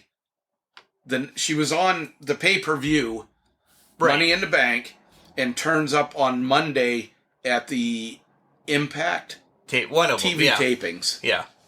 Doing both at the same time. Yeah. Yeah. I'm like, nod to Lex Luger shit there. All right, we're gonna. So a week in wrestling was. I'm not saying it was super terrific. One other signing. Thunder Rosa officially signs with AEW. We kind of saw that coming for a long time, but again, she's still gonna be able to run Mission Pro Wrestling and do all her stuff. That's why it's still just another knock on NWA. They can't keep the people. I don't think their fight exposure is doing anything for them either. I'm going to say it's only $5 a month. Chad, I turned it off. Because there's nothing pulling me there right now. I think they need to get, if it's a big one, maybe Aldous needs to do a run in AEW as well. They need to work with somebody, and they're really not. They're working with indies, and I don't disregard that saying it mean anything, because we're actually starting to hate the word indies, because like IWC is, yes, it's an indie show, but everybody from coast to coast knows IWC anymore. IWC's problem is Justin Plummer. If they'd just let Jenny run the things, right, up front, they'd be fine. Right. But you know what I'm saying. They need to work with, NWA needs to work, have it be with an Impact so they get more exposure, or definitely AEW. Even roll back with ROH again, so you're seeing the true ROH fans watch them. NWA, if anybody's in the world of hurt, they're in the world of hurt, I believe. All right. Chad brought this up last week. It's Chad's point counterpoint. And like I said, I didn't check the email, so I just brought one to the table to see how this is going to roll for the first week. And Chad, are you all right with that one, or can you think of one? No, I like this one. This is a good one to start with, because it can go a couple of different ways depending on how you phrase the question. Well, I don't have a coin with me right now, so do you want to be the good guy or the bad guy? And then we'll tell everybody. Now, okay. Are you for or against that? I'll just put it that way before we get going. Ending or who ended it? Oh. That's the difference. Now you just gave everybody what it is. No. Yeah, you did. That's easy. If people were just like, I know they're going to be talking about fill in the blank there real quick. Which way are you going to go? I just meant in general. In general. Okay. You can spin it the way you want. For ending? Or I'll be for ending it. Good, I'll be because I wanted the other side anyway. Good. So, all right, go ahead. This is yours. Well, new segment. Point counterpoint, and the thing is to bring up huge stories, Impact stories, storylines, not just everyday storylines, weekly storylines. And was this good? Was this bad? And the reason I asked, Mark, and obviously we're talking about the Undertaker's streak. And if you guys can actually think of a cool title to this segment, because point counterpoint's pretty generic. Yeah. If you can think of something like Can Crusher Quandary, maybe that's it. And maybe I just thought of it, because Quandary you think a lot. Quandary Crusher. Fuck. Never mind. We don't need your help. So we're talking. If you guys can think of something though, cool. Send us some. Send us. And what we're gonna do, we're gonna get a couple of weeks, kind of get our feet under us, so to speak, before we bring the big ones. Then we're gonna put them in a hat, and we're gonna draw. And if you send one in and it's picked, we'll give you a shout out. But this one, we're talking about the Undertaker's streak ending. And the reason I asked Mark what I did before I chose which side I wanted to be on. I know where you're going with this. Because are you going to talk, should Brock Lesnar have ended it? Should he not? That's a whole different thing than the streak itself ending. So which one do you want to do then today, Chad? Oh, I can make it easy.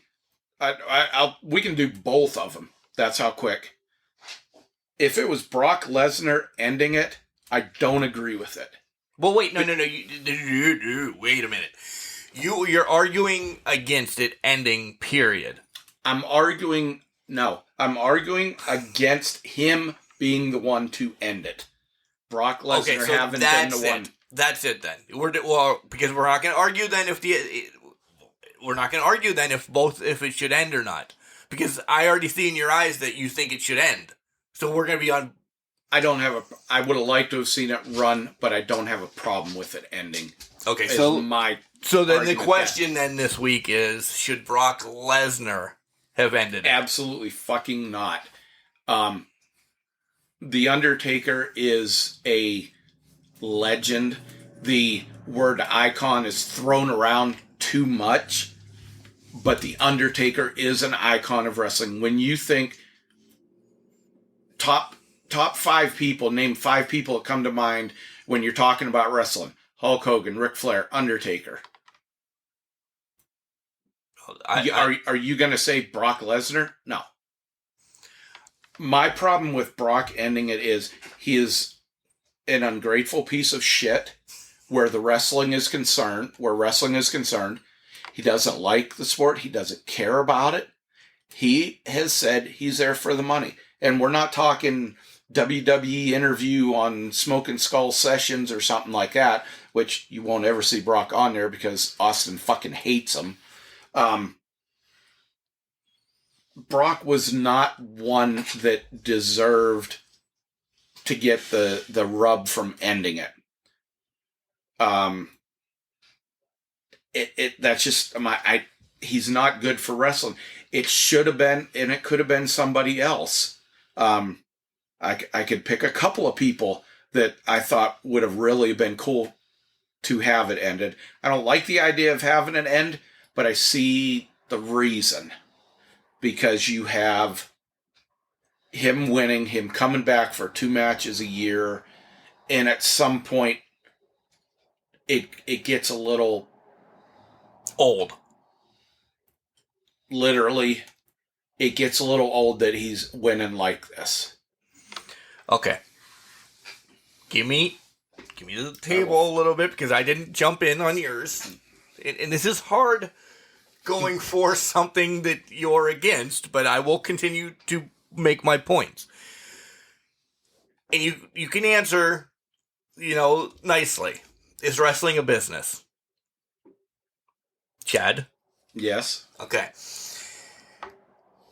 This put money in Vince's book. It got Lesnar a lot of heat. And no.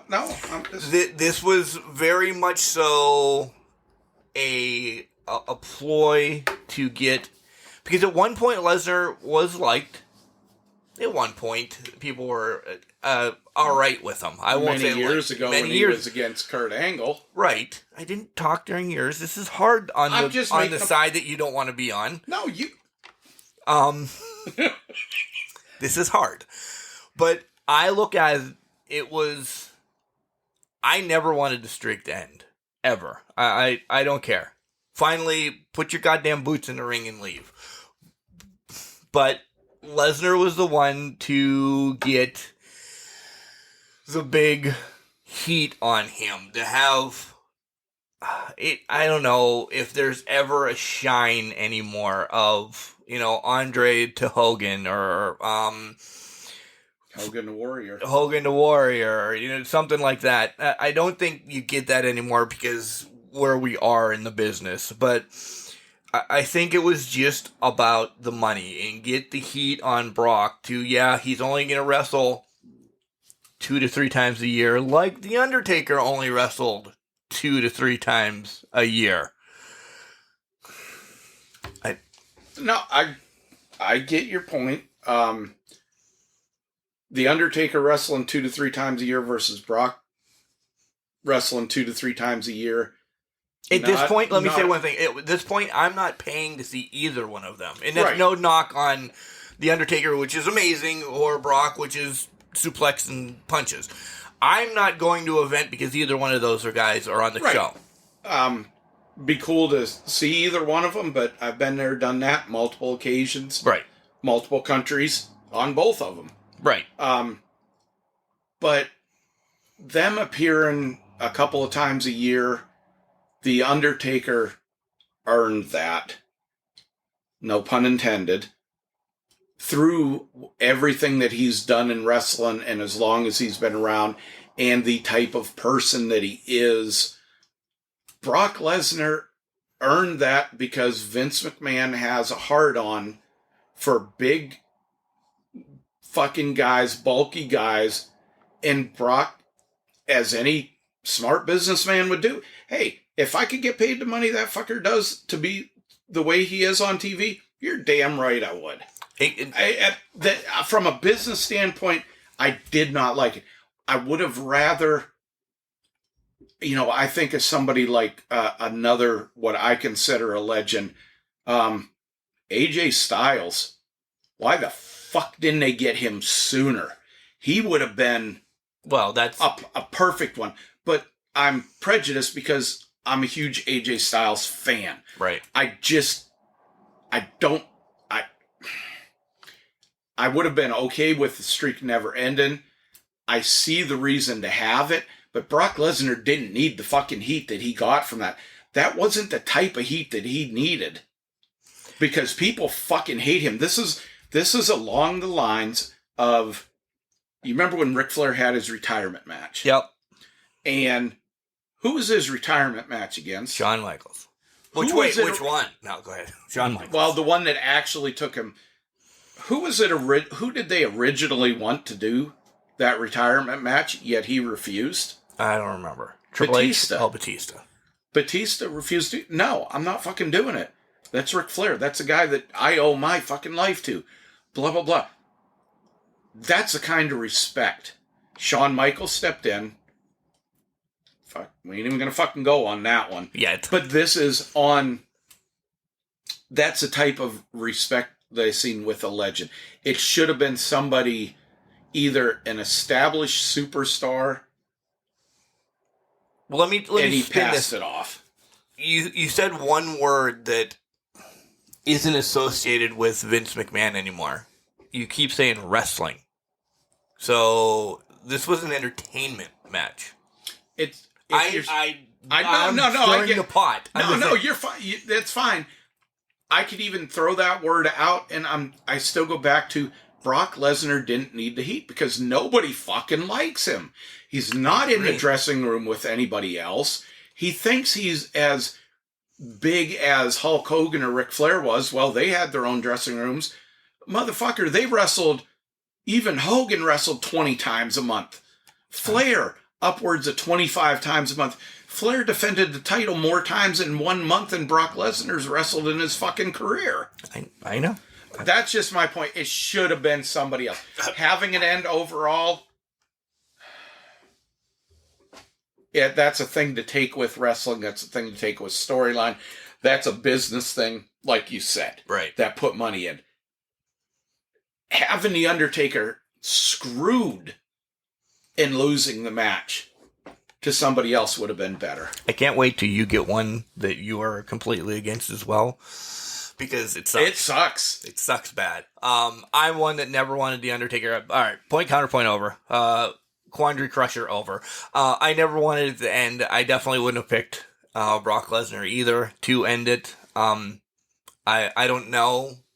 I would have rather, get ready, I would have rather have been a full-time Roman Reigns or, somebody like that, if they're gonna. Give me 3 wrestlers that were, and because if I don't preface this part, you're gonna get me on it. Give me 3 wrestlers that were wrestling then or now that you could see The Undertaker. You would have rather, okay, you could give me 500. Right. But give me realistically 3 wrestlers that would have been cool. I would have been alright with Roman. I would have been alright with Seth.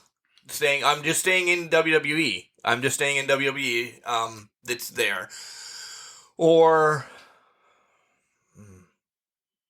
I probably just Roman or Seth, honestly, for me right now. See? Because AJ, I know we love AJ. I don't think AJ fits it. I think AJ's beyond now.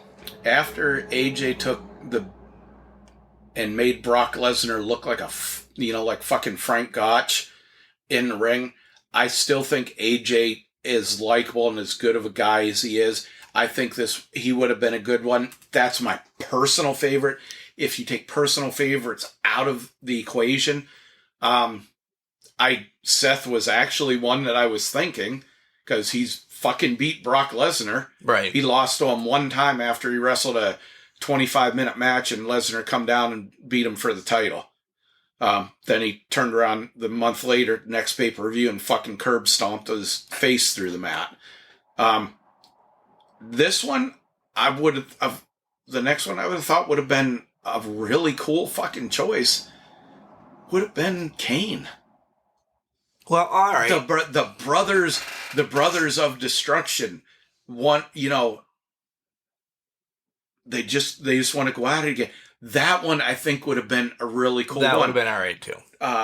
Well, if we're gonna go one more, then I'll throw one more. But it wasn't. I don't think the full gimmick was there to pass it along. Bray. I mean, that only makes sense. Bray is the Fiend coming out of the shit with Cena. Yeah, would have been fucking great. That, oh my god, that's still the creepiest thing. Those kids. Right. He has a house. Oh my god. Right, yeah, that, but, all right. So, yeah, then we'll go into caveat like that at the end of, what do we call it? Quandary Crusher? Quandary Crusher. Yeah, okay. Do you know how to spell quandary? Quandry. Okay, good. Write that down. That's it. Let's take a quick break, come back, wrap up some news. We have some more sad news in the wrestling business, and I don't know if Chad brought anything else to the table because we both slept 12 hours. We actually got excited for Quandary Crusher, by the way. I knew it was going to fire it up. What's going on, you guys? This is the CEO of Shane Taylor Promotions and the baddest of all time, Shane Taylor, and you are listening to the Can Crushers Wrestling Podcast. And welcome back. If you would have heard what happened during the segment, okay. You can bring it back. Go ahead. Okay. Welcome back, Can Crusher Nation. It is I, the glorious guru who does not have Tourette's syndrome, with Mark the Mark. That was a really good one, though. We decided, or we were joking how we're going to bring it back, and I get pumped, and 3 words out.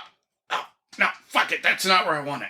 Really? I'm setting up editing easy today, too, because I really don't even want to edit And then much. I was like, he stopped, and he's pushing his fucking buttons over there, and I was like, what do you want me to do? Have Tourette's? And it was a good one. Nothing against, we're not making fun of people, but you got to look up the Dustin Rhodes Tourette's story and stuff. It's funny.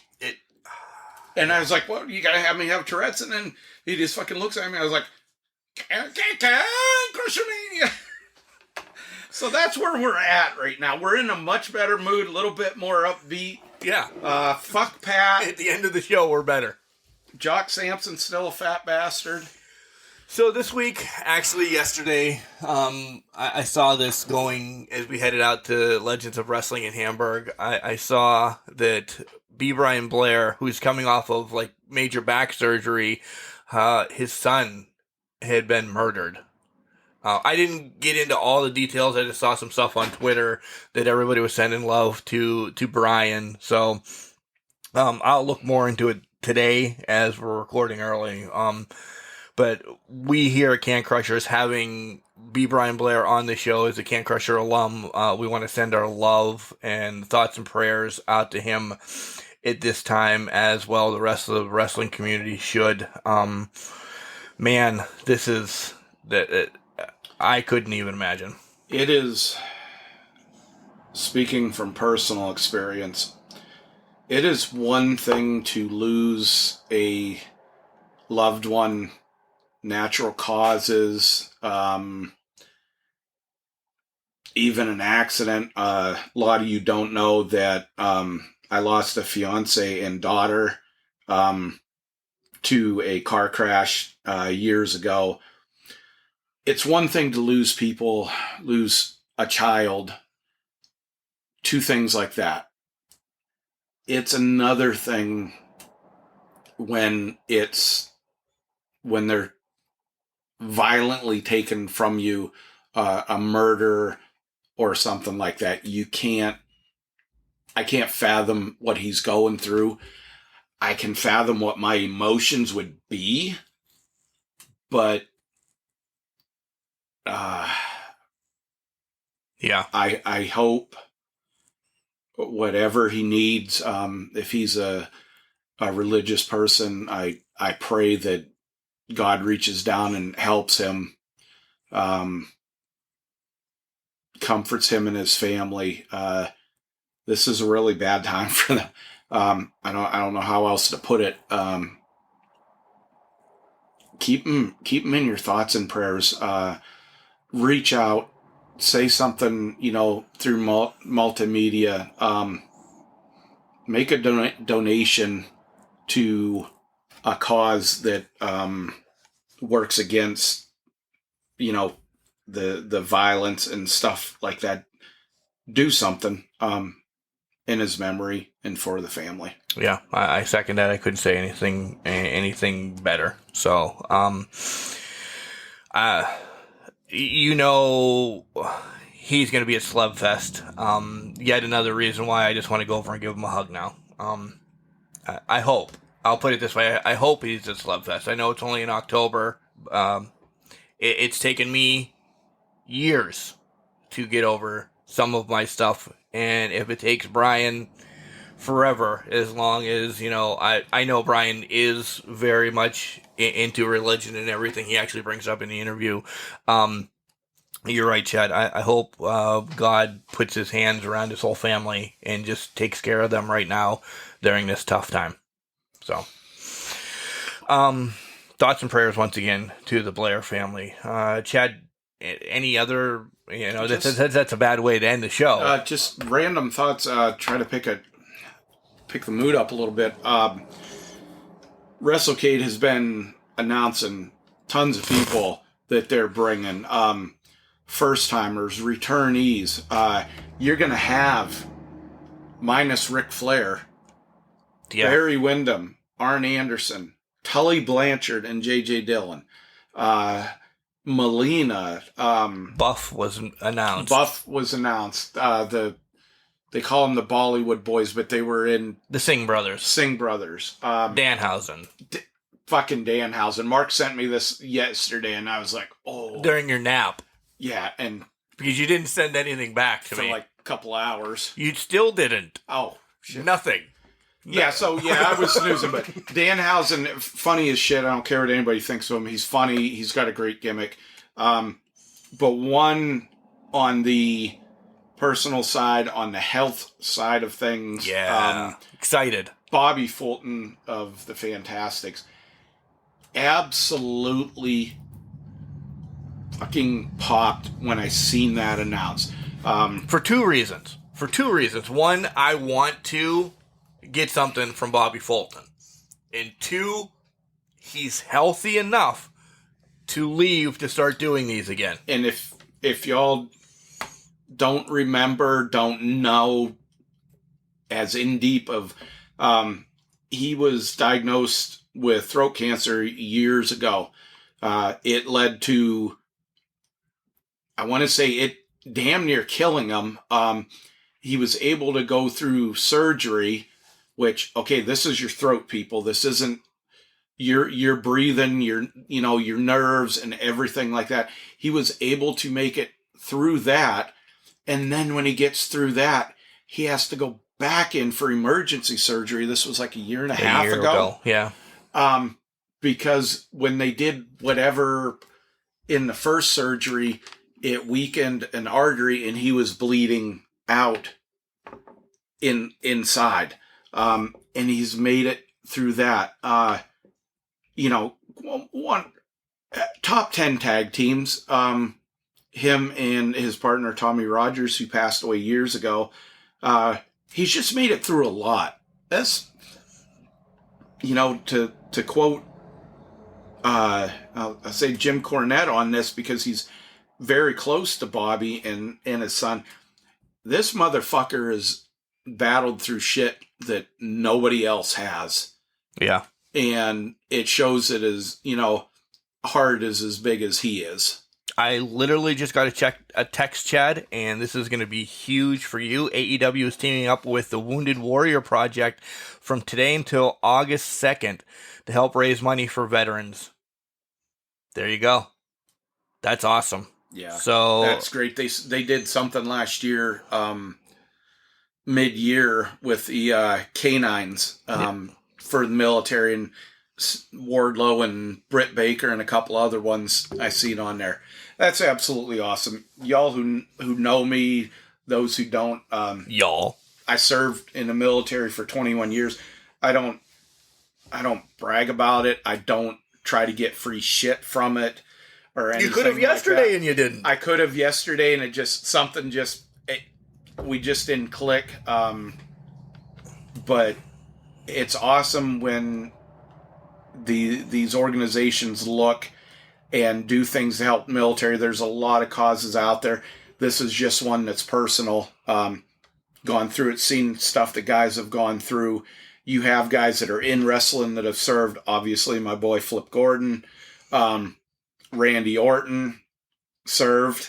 And if you could have seen that, I had a smirk on my face because Randy Orton got kicked out of the Marines. The movie? No. Oh. No. Sorry. Anybody can be in those. Shows if the Miz is in it. But, the guys that go and serve, and whether they're in wrestling and football or whatever, you got to give them, they give up a lot. Give back. And this is awesome that this is not and the Wounded Warriors is huge, huge, huge. Help to veterans, everything across the board, getting them the help, getting them homes, getting them, whether it's service dogs, so they can have a good quality of life. Yep. Trying to think, was there anything? No, that's about it. Else that kind of Ring of Honor coming to Philadelphia. Just say gotten some inside information. You don't want to miss it. Got a big interview already scheduled for after it. Just saying. Anything coming up this week in wrestling? Not really. Well, there's not even any pay-per-views on tonight or anything. No, nothing. Unless you want to watch Nick Cardona beat Nick Gage for the title again. Yeah. This weekend is actually the Beer and Wine Fest here in Ridgeway. We're having kind of our class reunion, so I'll get to hang out with Pat Lupino. Why? I'll be drunk. Is that enough? I mean, that's enough. It really is. A lot of the other classmates are coming home too. Your inhibitions are lowered when you're drunk, so that would, Well, no, just with Pat in general, my inhibitions are lower. Well, I mean, you feel sorry for him. That's why I have to hang out with him. He's actually going to be here in Ridgeway.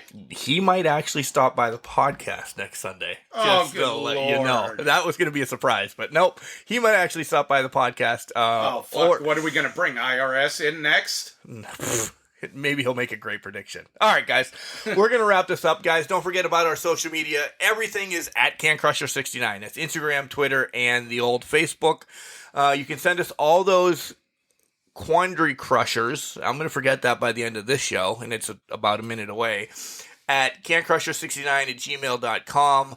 All our social medias have our website where you can go to go buy stuff from Collar and Elbow and Powerbomb. Just saying, Powerbomb Clothing Company is really cool too, and they might be around here for the next foreseeable future that we have something for you guys. Just saying. And just remember, guys, the money, Collar and Elbow, and that we are eventually contributing to Al Snow's fund for the nursing home that he'll be put in about any day now. After his 418th birthday, but you said 700 last week, so now he's losing days. Well, I'm trying to relate to him, so I'm losing my mind. So I'm trying to, relate to where he's at. Remember, Chad, just because it's trash doesn't mean you can't do great things. It's called a garbage can, not a garbage cannot.